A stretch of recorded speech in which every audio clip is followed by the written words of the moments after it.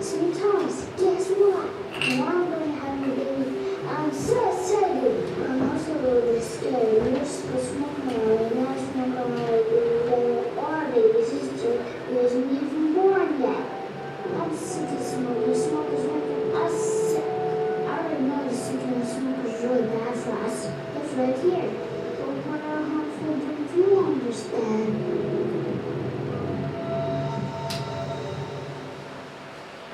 Now, as you can see in the video, the boy's very concerned about the effects of secondhand smoke on him and his unborn baby brother or sister. How many of you think that secondhand smoke should not be allowed around children? Alright, well today we're going to talk about the effects of secondhand smoke on children.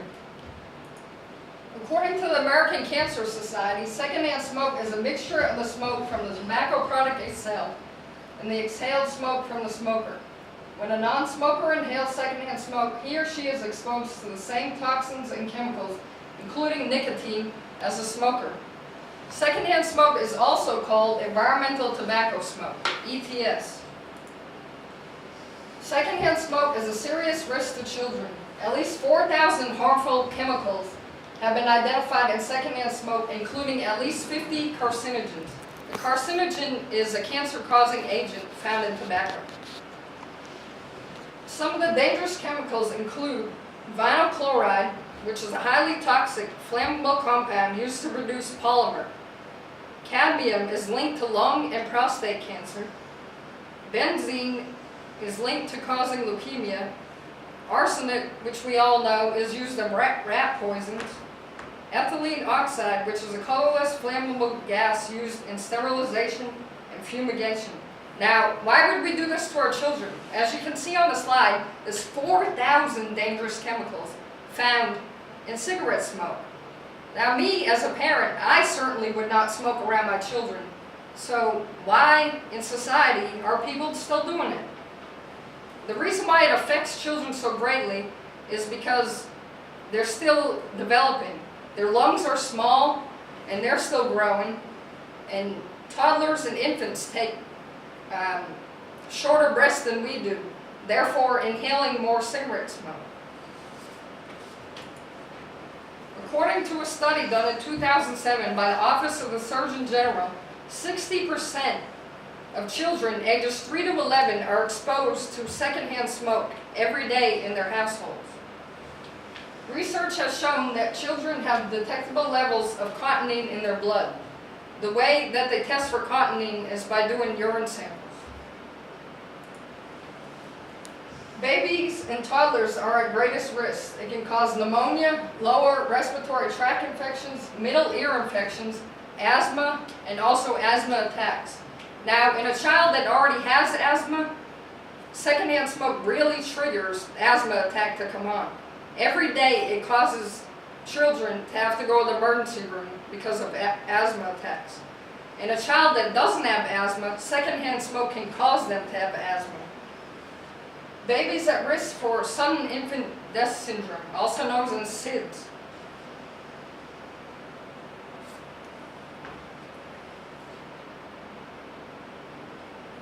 A recent study from the Center for Disease Control and Prevention's National Center for Health Statistics found that infants are 3 times more likely to die from SIDS if exposed to secondhand smoke. It also causes disease and premature death in children. Why it needs to stop? Because children can suffer from colds, coughs, and sore throats. They could suffer from possible cardiovascular disorders. Will have a higher risk of developing cancer as an adult. They suffer from loss of smell, and they're more likely to have been born a low birth rate. Now, according to the Smoking.avi.MOD website, low birth weight babies are less healthy in general.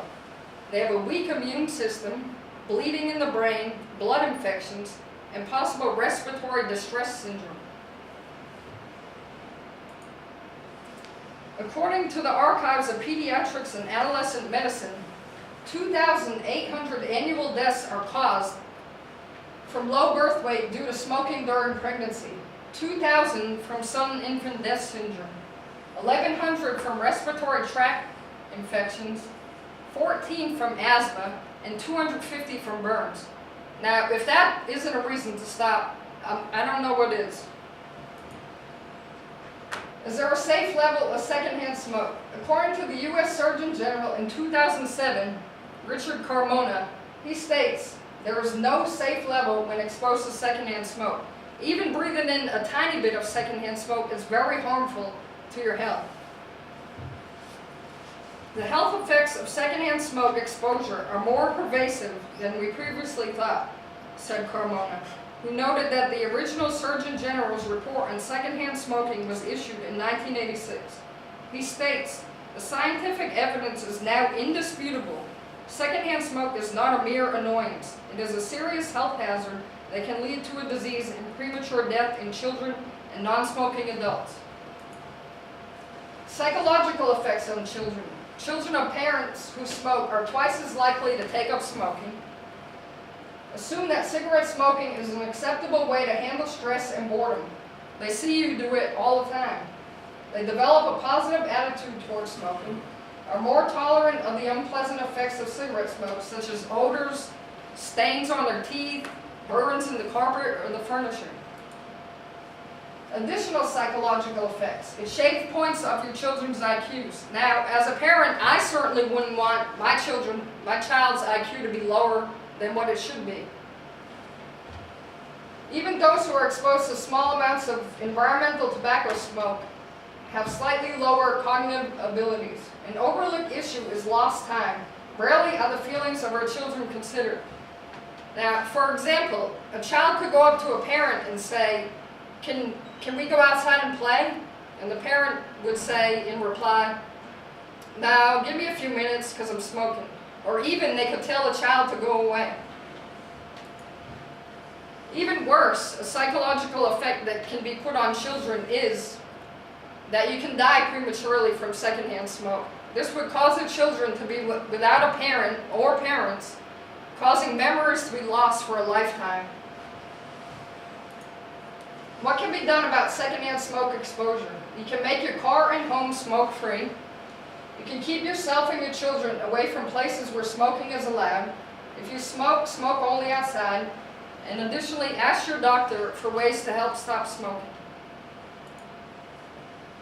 In closing, I ask you to please stop smoking around our children. It's causing health effects to them every day, including disease, respiratory infection, and even premature death.